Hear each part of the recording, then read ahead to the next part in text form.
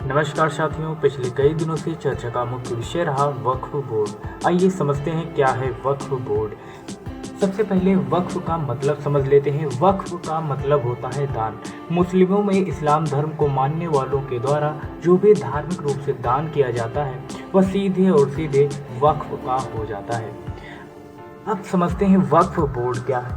वक्फ board वो होता है, मान लीजिए आप किसी ज़मीन पर रह रहे हैं, मकान है आपका, और अगर वक्फ बोर्ड ये अपील करता है कि ये जगह उसकी है तो आपको वह जगह उसे देनी ही पड़ती थी। चूँकि यह पिछले कई दिनों से चर्चा का मुख्य विषय रहा, इसीलिए हम इस पर चर्चा कर रहे हैं। अब समझ लेते हैं कि वक्फ बोर्ड क्यों विवादित में रहा या चर्चा में क्यों रहा। चर्चा में इसलिए रहा क्योंकि ये जब भी किसी ज़मीन को अपना बताता तो उसके बाद वो जिम्मेदारी उस पर्सन की हो जाती जिसकी वह ज़मीन हुआ करती थी। अब ऐसी स्थिति में आपको अगर अपील करना होता था तो आपको वक्फ बोर्ड ही जाना पड़ता था।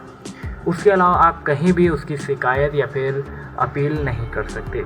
और अगर आप ये प्रमाण देने में असफल हो जाते कि ये ज़मीन आपकी है, ये जगह आपकी है, तो वह सदैव के लिए वक्फ की हो जाया करती थी। इसीलिए यह चर्चा में रहा।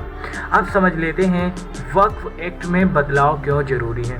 वक्फ एक्ट में बदलाव इसलिए ज़रूरी है क्योंकि अगर वो किसी भी जगह को अपनी बताकर निकल लिया करेगा तो वो तो अगले पर्सन की जिम्मेदारी हो जाया करेगी कि वह उसे सिद्ध करे कि यह उसकी जगह है।